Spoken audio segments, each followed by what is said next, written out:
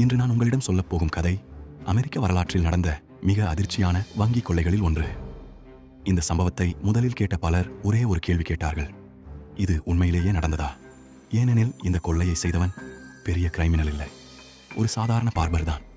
ஆனால் அந்த ஒரே மனிதன் ஒரு வங்கியின் வால்ட்டுக்குள் நுழைந்து 74 சேஃப்டி டெபாசிட் பாக்ஸை திறந்து அதிலிருந்த பணம், நகைகள், ப்ராப்பர்ட்டி டாக்குமெண்ட்ஸ் எல்லாவற்றையும் திருடி பிறகு வங்கி ஊழியர்கள் கண்முன்னே எந்த சந்தேகமும் இல்லாமல் அமைதியாக வெளியே நடந்து சென்றான்.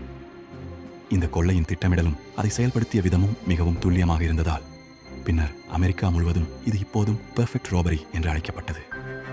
இந்த கதை ஆரம்பமாகிறது 1981 ஆம் ஆண்டு ஏப்ரல் 13ஆம் தேதி காலை.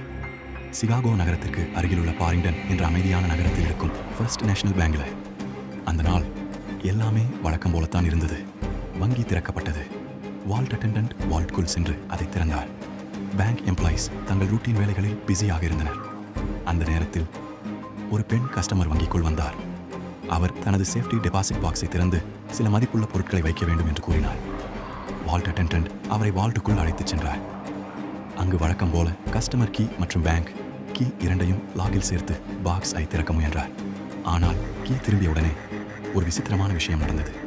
லாக் சிலிண்டர் உடைந்து பாக்ஸ்குள் விழுந்தது. அவர்கள் பாக்ஸை திறந்து பார்த்தபோது அதிலிருந்த பணமும் மற்ற நகைகளும் காணாமல் போயிருந்தது. இதை கண்ட வால்ட் அட்டெண்டன்ட் அதிர்ச்சியடைந்து உடனே கத்த ஆரம்பித்தார்.